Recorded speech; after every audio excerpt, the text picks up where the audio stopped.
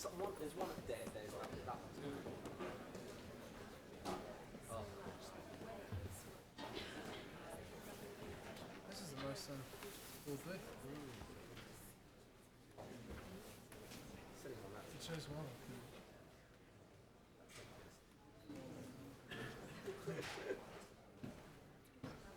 It's not consider it.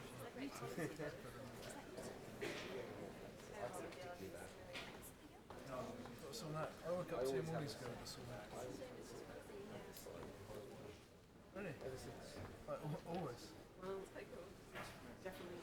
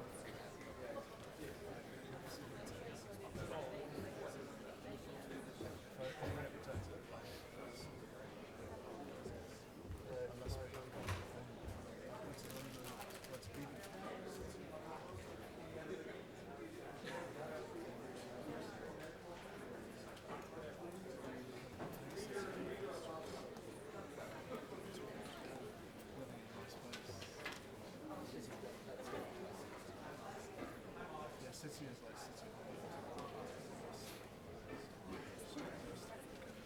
Yeah, no.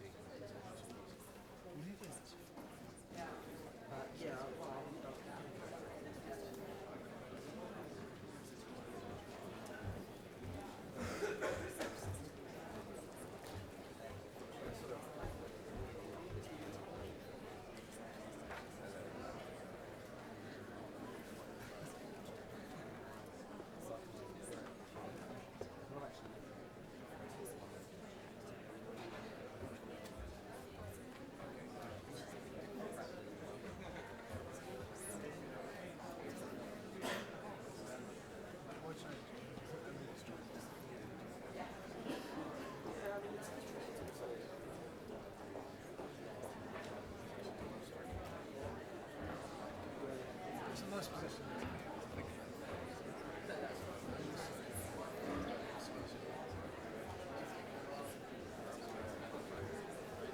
It's just fun. I don't want to stay in that mode.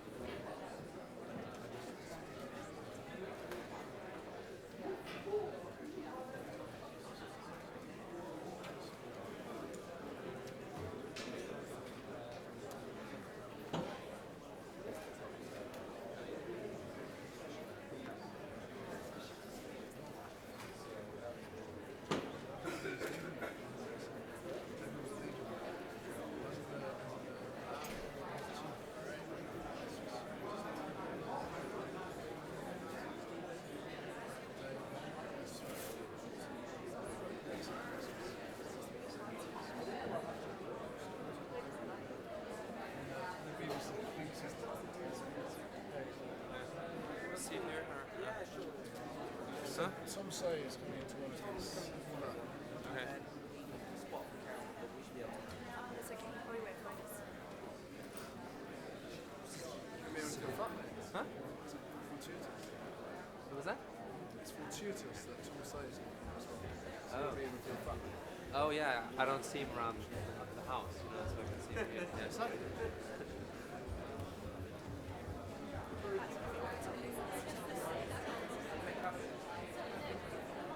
Hi, Ulrich. Have you been at our party? Yes, I think, yeah. We might have met, but it was a big mess, so I was a little confused. She wasn't. Yeah. Thomas. You were ill. You went to the first one. Oh, you went to the first one on trip.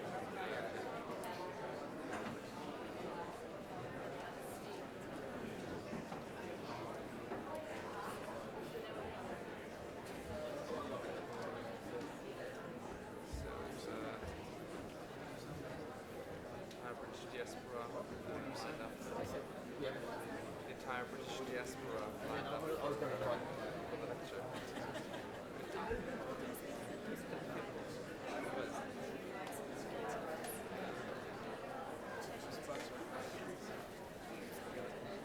It was a bad joke.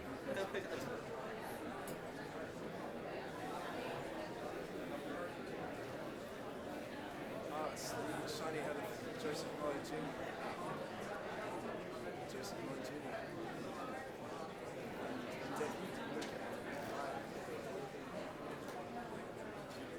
Wearing the same tie as yesterday. Are you here for the tie? I said, "Thank you."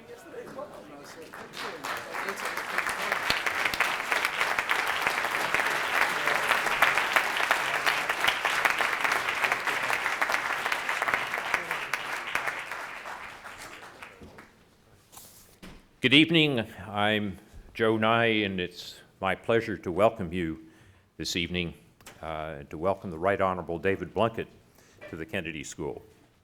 Mr. Blunkett's visit has been made possible by the Ash Institute for Democratic Governance and Innovation, and we're very delighted to have Roy and Lila Ash here with us tonight in the front row.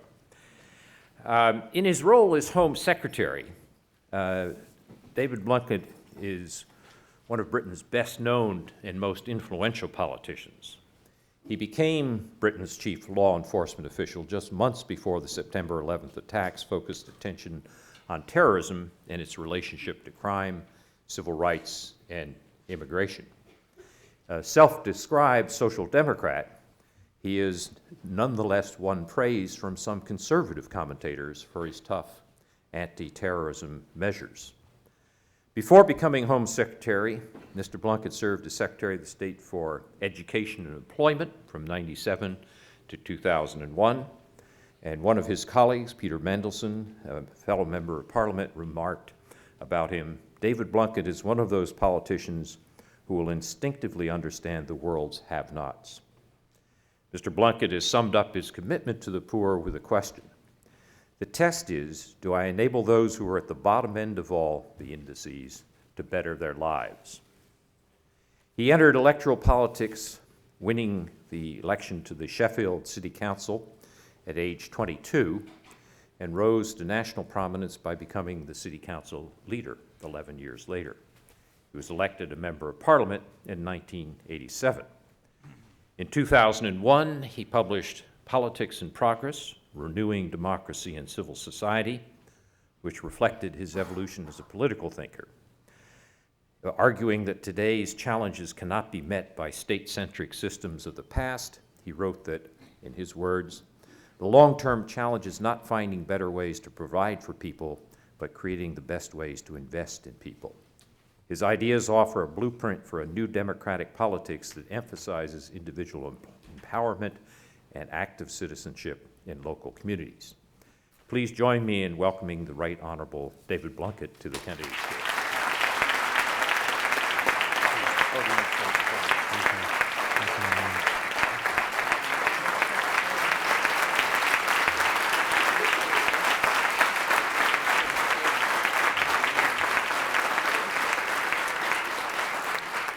Well, Dean, ladies and gentlemen, firstly, my thanks for inviting me to share in the celebration of the Ash Institute, and I'm very pleased indeed that Roy and Lila and their family are here this evening, and I consider it a great honour.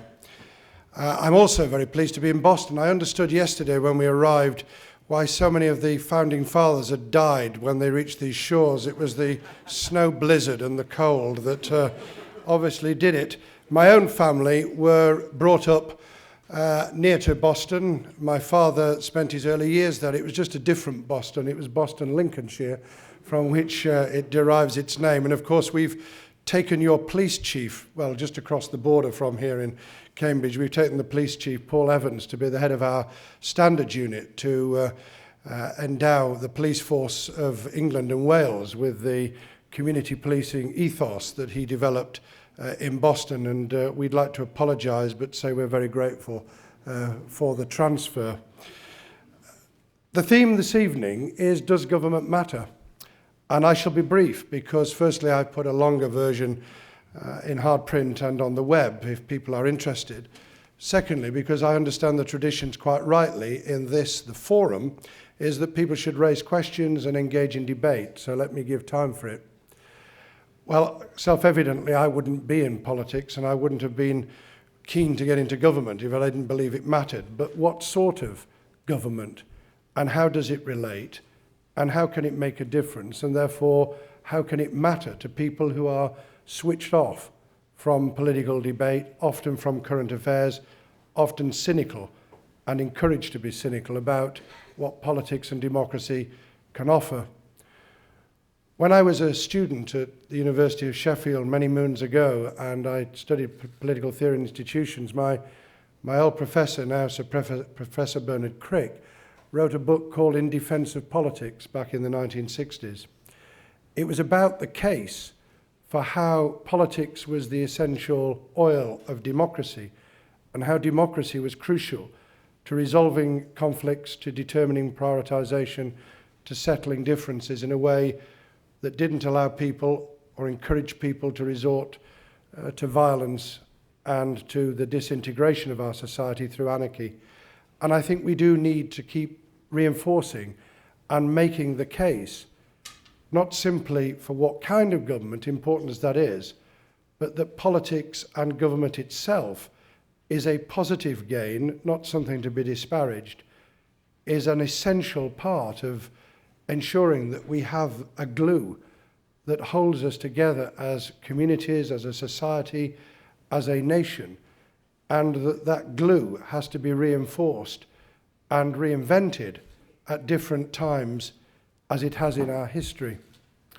We face a situation where we try to re-engage the family with being part of the glue of the building blocks of society. We have to cope in this ever-changing world with a greater rapidity of change, the challenge of an ever-changing world, economically, socially, politically.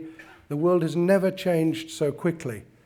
The internet, globalization, and now terrorism bring new insecurities to already insecure families and communities. Insecurity that many of us here this evening would not be familiar with unless our background had equipped us to do so. Insecurity of unemployment, insecurity of relationship, insecurity in terms of what appears to be a disintegration of old social values, disintegration and insecurity in terms of world politics, all of which, not necessarily overtly, but often subliminally, change people's view of the world and their willingness to reach out into the neighbourhood in which they live and into the global village in terms of opening their hearts and minds and being prepared to listen and respond. How can you ask people who are grossly insecure in their own lives? How can you call out to people who cannot walk safely down the street and are afraid even to be in their own living room? How can you ask them to reach out to difference in terms of religion, ethnicity, or social class? How, therefore, do we have to put in place the basic securities the safety, the order, the stability in people's lives, including in terms of policing and the safety of the community around them, before we can ask them to intellectualize, to understand the call that we make for tolerance, for an understanding of difference. And I think certainly on the centre-left of politics across the world, certainly in Europe, I suspect here in Harvard, people have not always understood why being liberal in one's attitudes is not somehow a contradiction to wanting to reinforce security, order and stability in the neighbourhood and the nation state. Why it is absolutely crucial that we should be interested in ensuring that people live in that ordered society if we are then to reach out for progressive governance in terms of other activity, but even more than that, to actually be able to engage people in their own solutions. To be involved in your neighbourhood and community, you have to have the prerequisite of people having the space in their own lives, the confidence, the potential for leadership to be able to do so.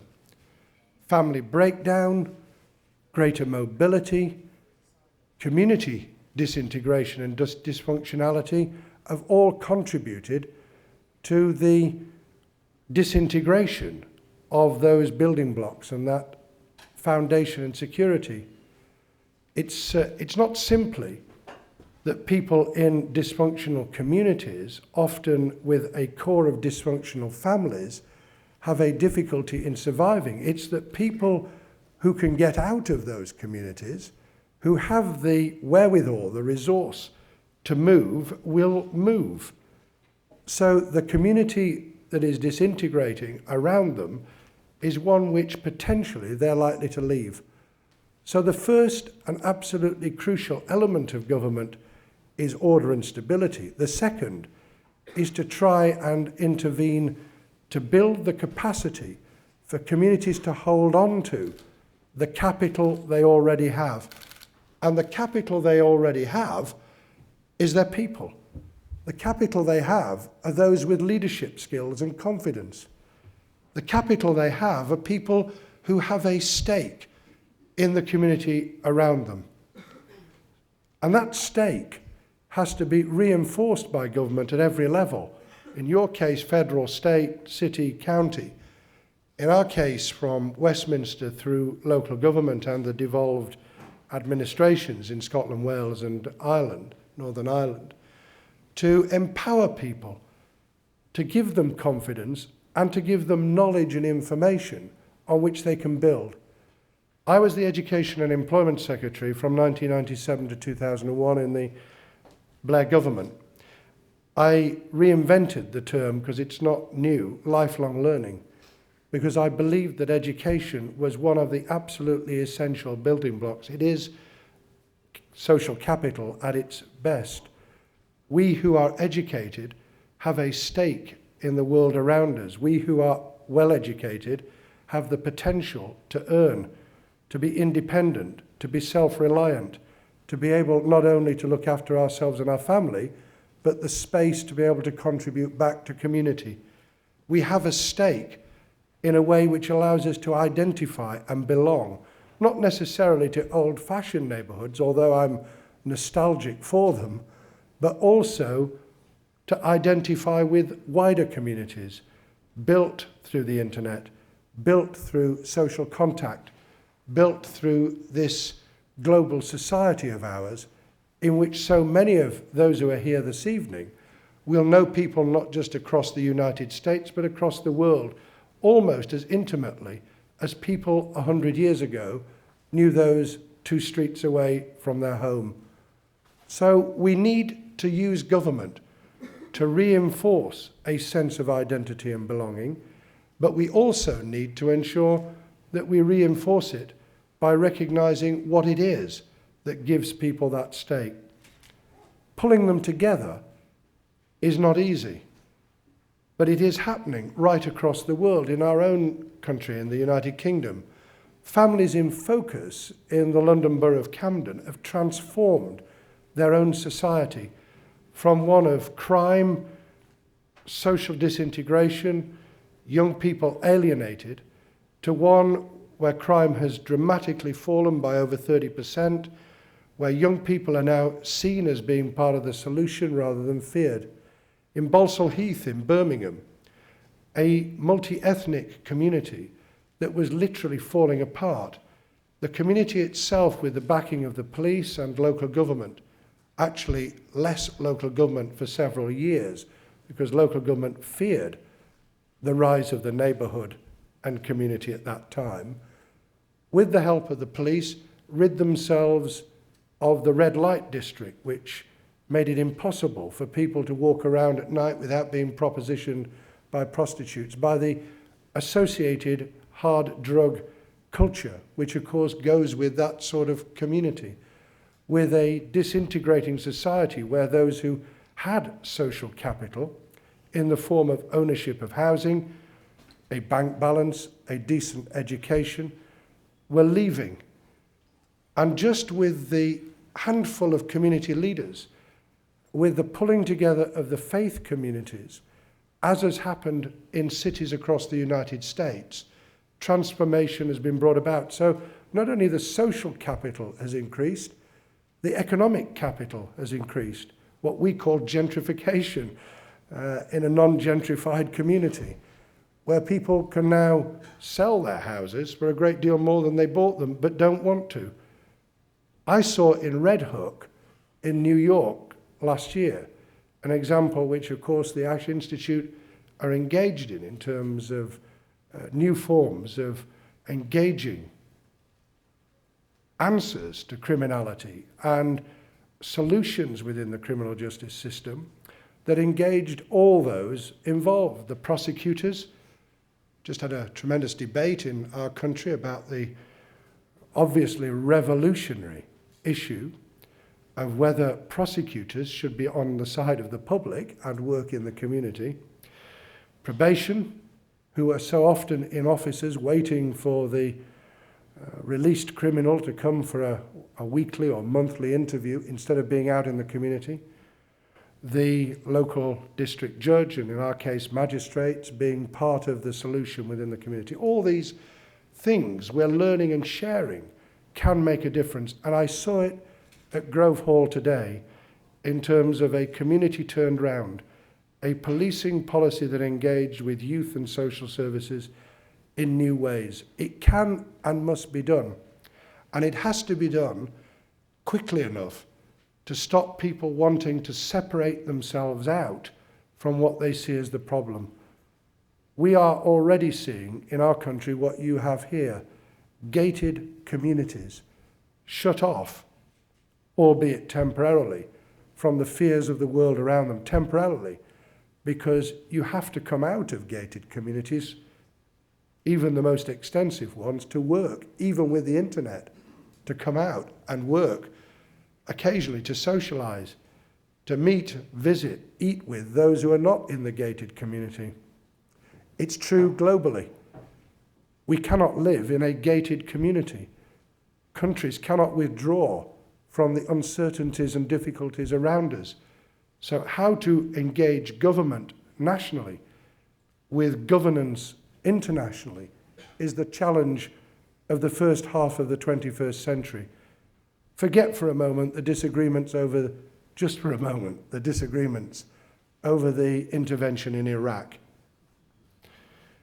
Think of Rwanda 10 years ago, mass genocide, as the world stood by and watched it. Would we have watched such activity, such genocide, the destruction of most basic human values, the chopping off of arms of children, the disfigurement of old people, if it were taking place in our own community or even within our own zone of influence? Well, we didn't in Europe with your help in Kosovo, and Britain didn't in Sierra Leone. Let us find a new form of government and governance for our communities, which understands our mutuality and interdependence without being our brother or sister's keeper. And let's try and find that internationally together as well, learning the lessons, understanding the challenges, and as Tony Blair said last Friday in a major speech in relation to terrorism, being prepared to take on those challenges despite the disagreements inside and outside our countries. So think local, act global seems to me to still be an apposite slogan. Local and national coming together, social capital being built, a new compact between government and governed. We examined the longitudinal survey, the child development study, which showed that those who are engaged, who have a sense of belonging, inevitably wish to have influence and are prepared to be involved in politics and in our democracy. But of course the obverse is true as well. Those who disengage, have no influence, do not vote, are detached from community politics and democracy. And who do we as politicians hear? Who do we take notice of? Who do we, I nearly said genuflect to, I don't think that's quite the term. Who do we respond to in presidential or general or local elections? Those who will engage, those who do vote, those who seek or already have influence is the simple answer. So in regenerating community, in a compact that engages people in their own solutions, in actually finding ways of new influence in the neighbourhood, street level and beyond, we're also re-engaging people with those wider values of participation that changes the nature of our democracy, because we as politicians have to hear those who have disenfranchised themselves by disengagement. And here is the paradox. Isn't it true that the cynicism that's peddled about politics, democracy and the role of government actually disempowers those who cannot distinguish most easily between the cynicism of those who do vote, who do participate, who are interested, and those who are genuinely opening up and exposing the hypocrisy of politics and politicians. In other words, the people who are in the know are the very people who so often, through the way in which they present politics and our democratic disagreements, actually disenfranchise the people who are not in the know. And I believe if we're going to get this right, we need to reinforce our mutuality by saying one or two very simple things.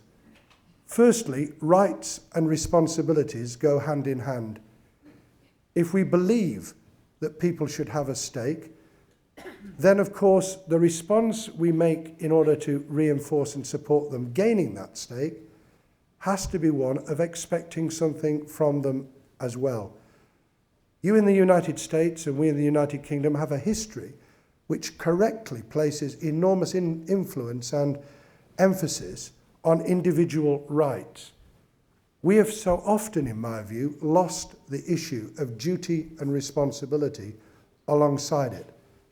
Not some sort of medieval duty that we had at the time of Magna Carta, but a willingness to understand that we cannot detach ourselves from each other's perils, disadvantages, hopes and aspirations. We share them. So we share our sovereignty as individuals. We share the potential to find solutions. We just begin to get government to re-engage with people in ways they can understand. We need to speak the language that people understand. Why is it that those who are ridiculed by many of us who are in the know for the way they speak to the electorate get a better response from the electorate? How do we square the circle of speaking simply but with underpinning gravity how do we say things in a way that people understand without losing the gravitas?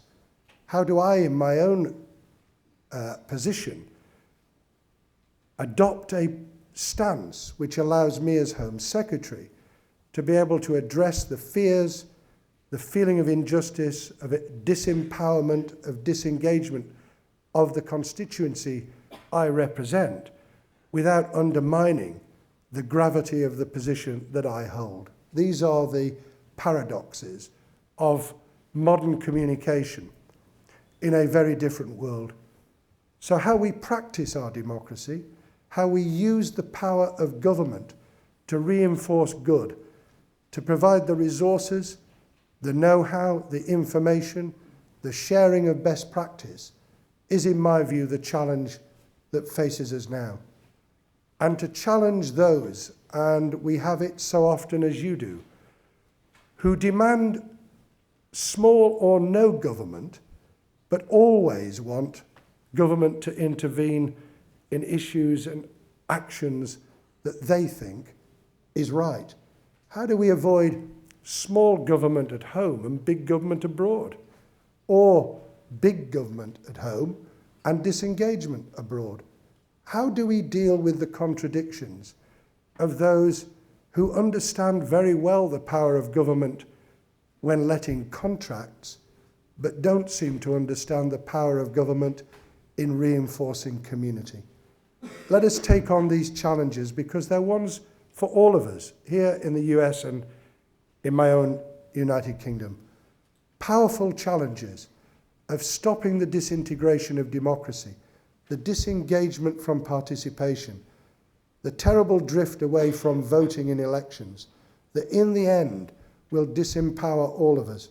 And how do we do so in a world more insecure because of the threat of new forms of terror than ever before?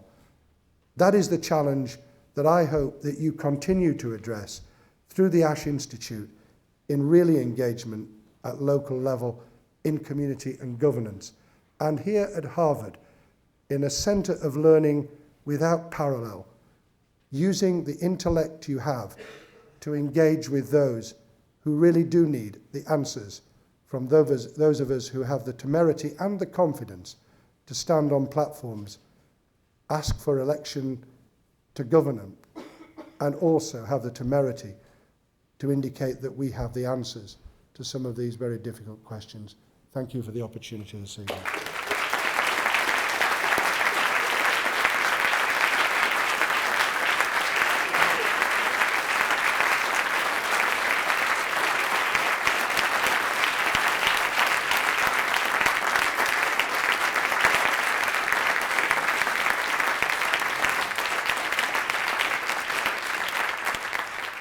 Thank you for that inspiring message. We now have time for questions. We have 2 microphones to the left and the right on the floor, and 2 in the left and the right on the balconies. If you would like to line up behind them, I will recognize you in order.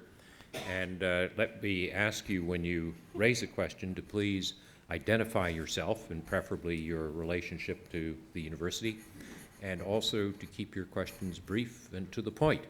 So let me start on the left here on the floor. Starting here? Okay. Hello, good evening. Thanks for being here. My name's Dawn. I study religion, health, and healing at the Divinity School. And I hope you'll forgive me for asking you about something I only vaguely know about but feel is very important, and that is, what has been your involvement in the legislation that was proposed in Parliament requiring HIV tests for immigration? What's been the outcome, and does this set a precedent for other nations facing the same problems? Yes, I can deal with that very easily, and you were kind enough to indicate that you were timorous in asking the question. We do not have any legislation in relation to precluding those with HIV entering our country, either as economic migrants, visitors, or as asylum seekers.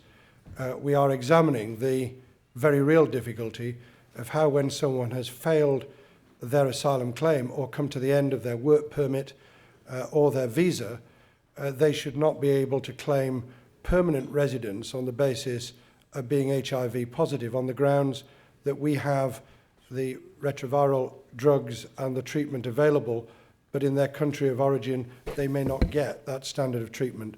And that is a very difficult issue, and we're exploring that at the moment, because if we don't explore that with a health service that is free, that isn't based on either social insurance or the demand to pay at the point of entry for the service, you'll understand that in such circumstances, we would be providing a health service for the whole of the developing world. Thanks for clearing that up. The next question is in the balcony to the center left.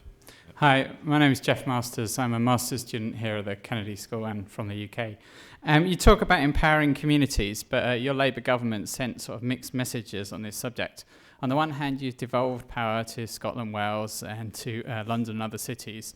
But on the other hand, you've tried to control the people who run those institutions. As you allude, some of the objections that have been raised in the press may have been a function of the press and perhaps exaggerated them, but some of the disquiet was real. So my question is, you talk about empowering communities, but what do you say to someone who questions whether Labour really has the courage to let go? I say that within our own party, within our own family political framework, we're not going to let go. If someone's elected as the Labour leader of Scotland or of Wales, or now that we've invited Ken Livingstone back into our party to London, that we would really expect them to be part of that family. And we'll have disagreements within the family. We'll thrash out policies and ideas. But when we've determined on them, if we don't want dysfunctionality and disintegration leading to disillusionment, we'll expect those people to follow the values and the policies we've laid out. That is the only way in which a political party can hold together and provide a coherent platform on which people can not only vote but judge their actions in practice. We are prepared to countenance, of course, disagreement in terms of those who are elected on other platforms. And were other parties to be elected singly to run Scotland, Wales or London, then of course we'd have to live with that. We are in Scotland in coalition with the Liberal Democrats, so we've had to let go. We were in coalition in Wales until the last election with the Liberal Democrats. I'm not sure who we're in coalition with in London, because it's a real mixture of forces, but we'll know a little better after the 10th of June when we have our elections. So there is a real issue of pluralism. There is a real issue of not seeking diktat on every single subject area from the centre, but there is also an issue of coherence and messages that people understand, because with the communications we have in our own country, and you'll be familiar with this, you only have to have what looks like the most trivial disagreement for it to be built up into a major conflict within the party, a major clash, a confusion. The words these days are confusion, misunderstanding, conflict, whatever it is that creates a political story. So we tentatively walk this tightrope of being able to speak our minds, have open disagreements, and not be painted as disintegrating. The next question is in the center right balcony. All right. Hi, my name is Christina Lund, and I work for City Year Boston, an AmeriCorps program that allows for full-time community service. It's a one-year program for young adults. And my question to you is, what is the potential for Britain to form a similar national service organization that allows for youth to aid in the renewal of democracy? I think very considerable. I wrote myself just over 10 years ago that I thought we should create a civil corps for all young people. I was persuaded by the younger members of my party that forcing people to do this would not be a good idea, that we didn't want a non-military service, but that we should encourage, support, facilitate young people in this endeavour. So when I became the Education and Employment Secretary, I established something called Millennium Volunteers, which is a rough equivalent of the AmeriCorps, not as extensive, but giving young people the opportunity. As I discovered with community service volunteers, I was a trustee of that organisation for 25 years in the United Kingdom, to encourage, support young people, firstly because it was right for them to make a contribution in supporting others, but secondly because it was liberating and critical for themselves to build the confidence and the sense of giving and duty and responsibility that I was speaking about.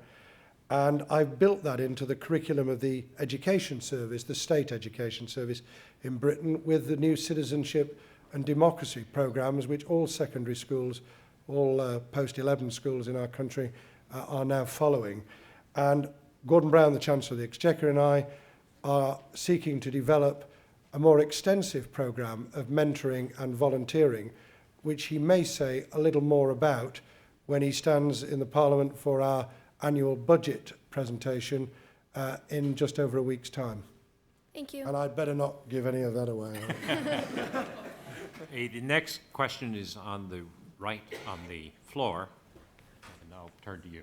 Hello, my name is Jason Cofield. I'm actually a student at Boston College Law School. First of all, thank you for coming. You talked about getting people involved in politics and getting people involved in civil society again. How do you address the issue of people choosing to be involved by voting and supporting the British National Party? Well, we've not banned the British National Party, which I think all of you will know, but I'll just reinforce, is a neo-fascist party based on wishing to remove immigrants from our country and stirring up racial and other hatreds and tensions.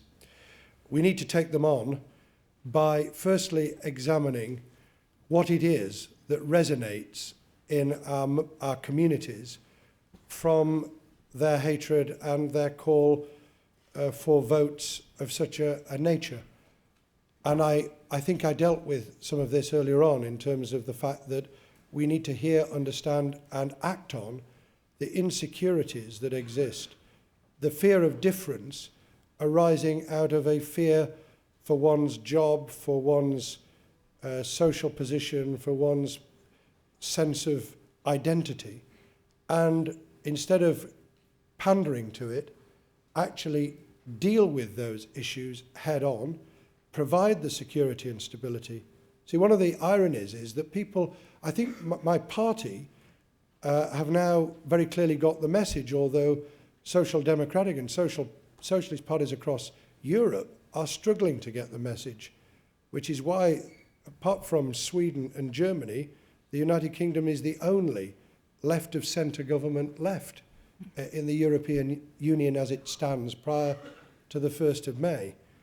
I'm not sure they've got it yet, because there was a tradition on the liberal left of not believing that these issues were central to our core values.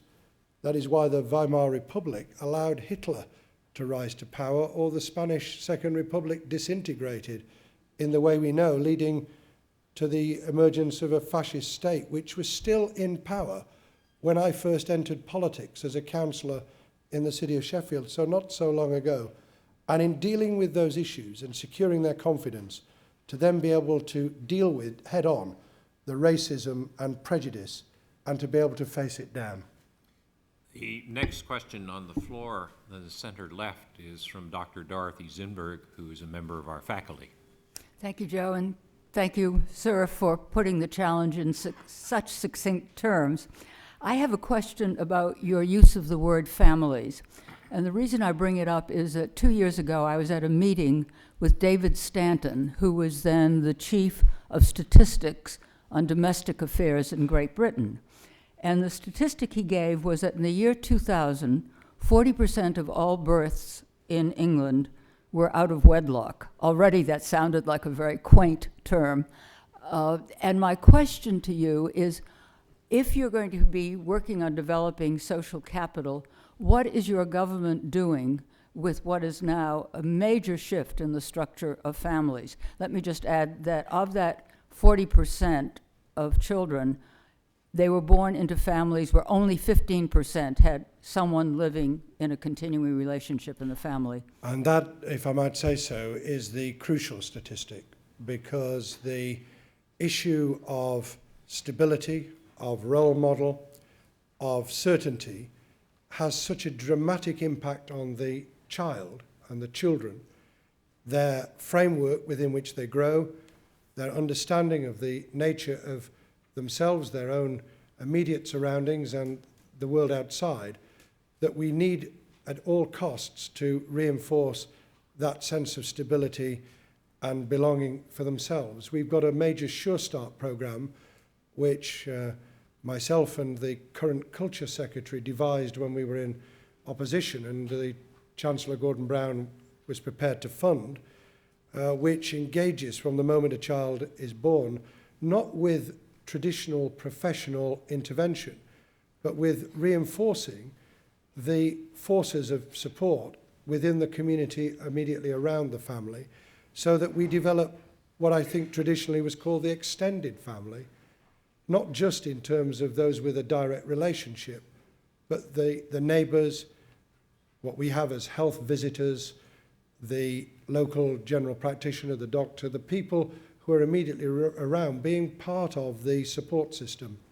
Secondly, to overcome child poverty, which has been a very big theme of our government. We're not there by any means yet, but we've made substantial progress in terms of providing tax credits for the reinforcement of children, very substantial benefits available to those on the lowest incomes, the reinforcement of childcare so that women are able to work and earn their living and be independent and feel that confidence that goes with it, and a challenge to men that those who father children have a responsibility to care for those children, to stay engaged with those children, not just financially, but in terms of emotion, time and commitment, not just quality time on the telephone once a week, but to be engaged with them. And as someone who's divorced and who's stayed in touch with my 3 older boys, I can speak from some experience, because the commitment that my former wife and I made,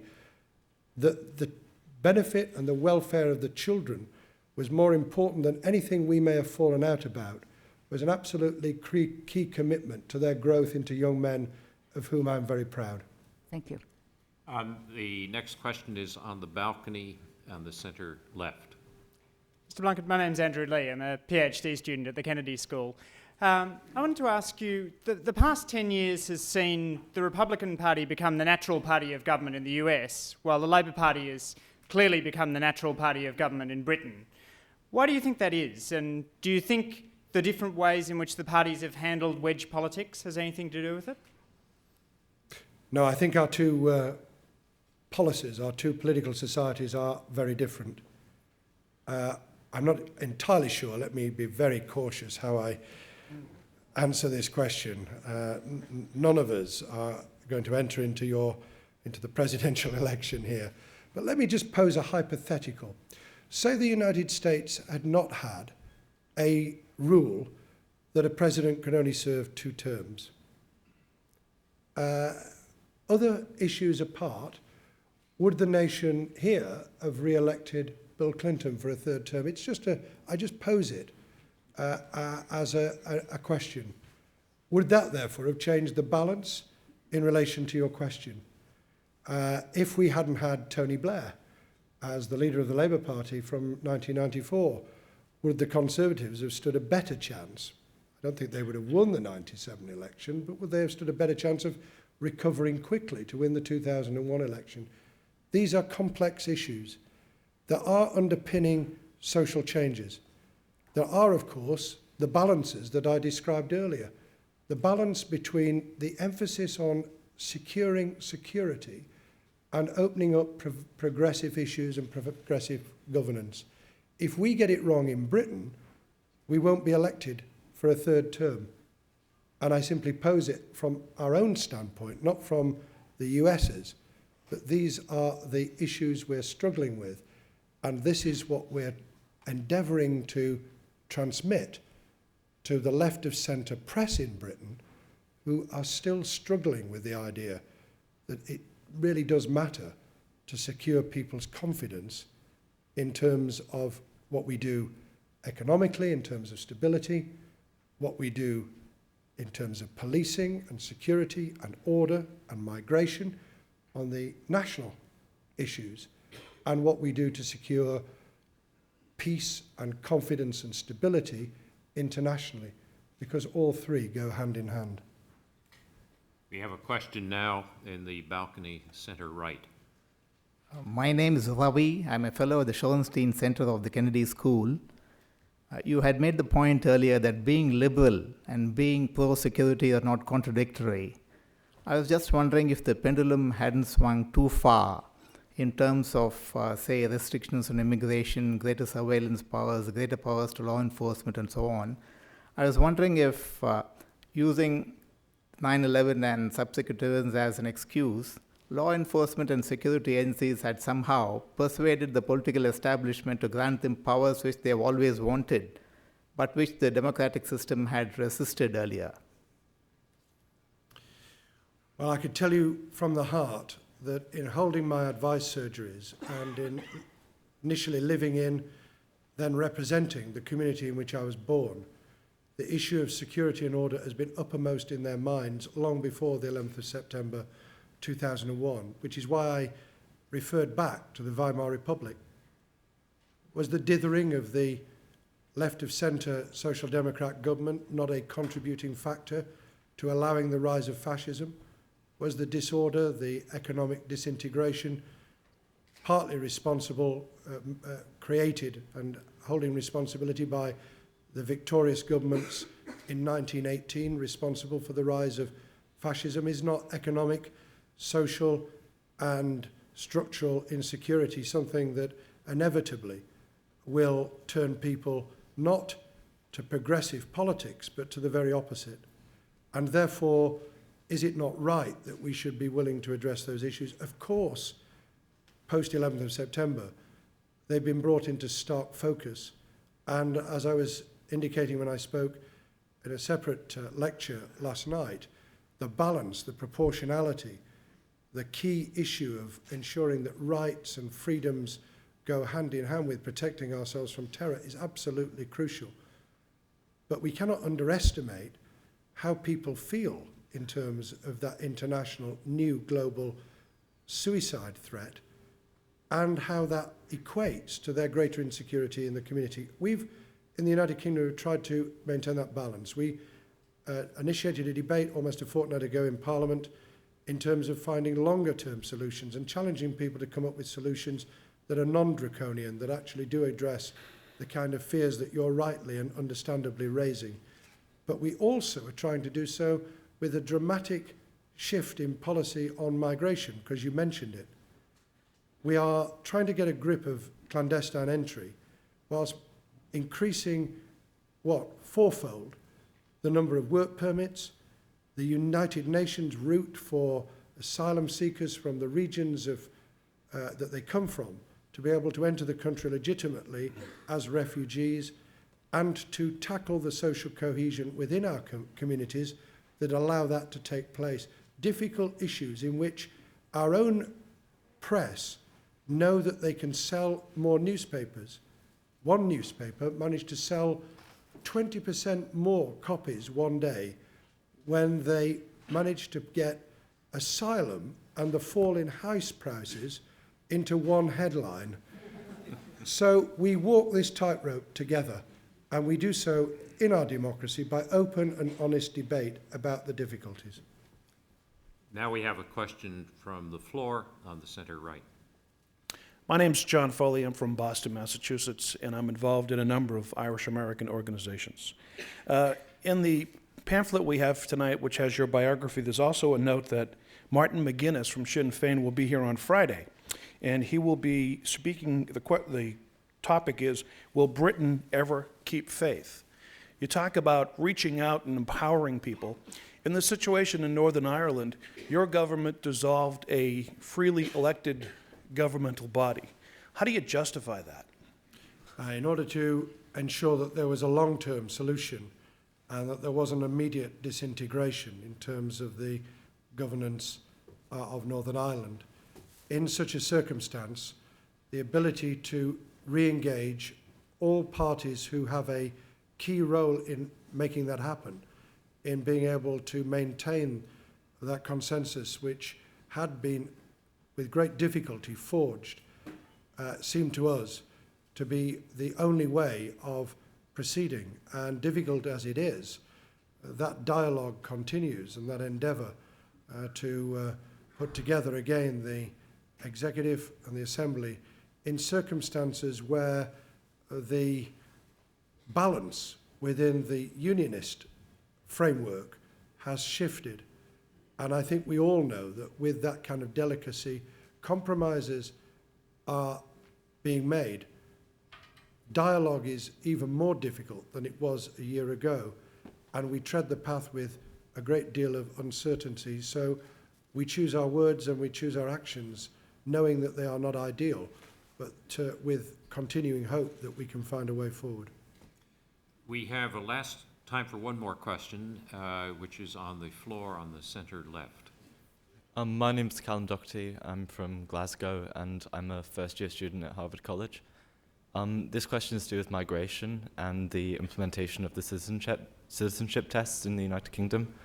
A lot of immigrants in Scotland anyway do tend to live within their own communities, and I was wondering how the immigrant test and what measures the national government was taking to forge social cohesion with say immigration and migrants into the country. How would that build a sort of a multinational, a multi-ethnic community?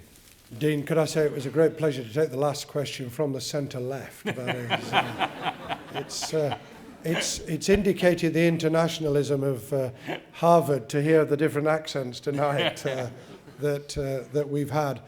I think it's a very, very relevant question. I'm, through the citizenship ceremonies which have existed in the United States for a very long time, are endeavouring to ensure the sense of belonging and identity is reinforced, not simply for the person seeking naturalization, but for the host community. To say to the host community, you are born with your relatives, but you choose your friends. These people who are seeking naturalization are choosing their friends. They want to be, they are committed to our country, to our community, and we should offer a major welcome. I'm also reinforcing it, as you have done in the United States, with future programs for language and citizenship, because that's what I've done in the schools, and that's what I endeavour to do with those who didn't come through our school system and are seeking either economic or asylum refuge.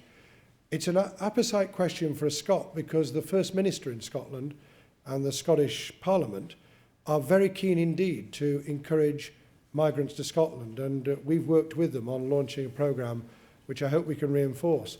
Their demographic change makes this an economic necessity, but it's also an extremely welcome social and cultural endeavour in Scotland and reaching out.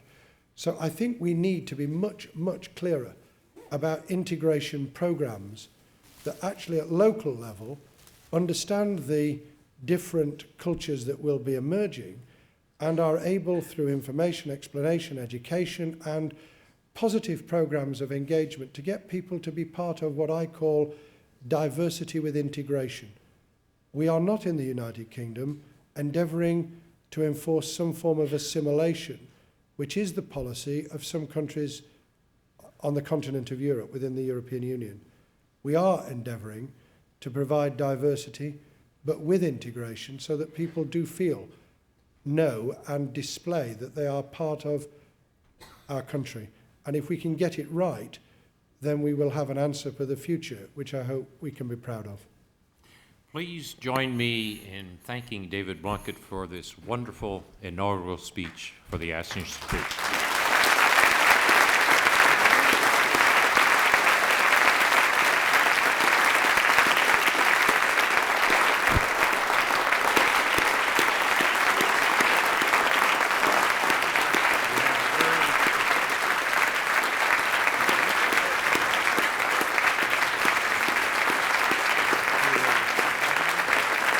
Well,